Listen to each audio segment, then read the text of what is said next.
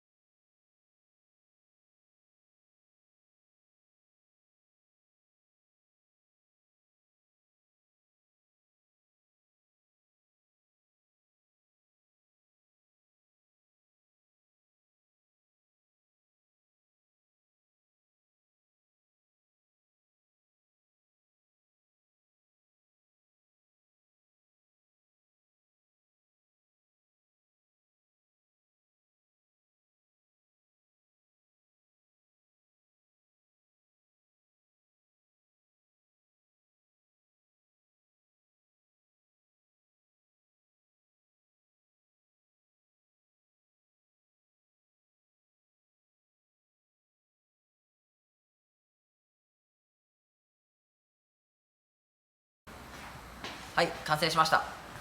作業時間は15分くらいで終わると思います。はい。はい、とてもすごく簡単な作業なんで、不安な方はお問い合わせお待ちしております。はい、ありがとうございまありす。がとうございます。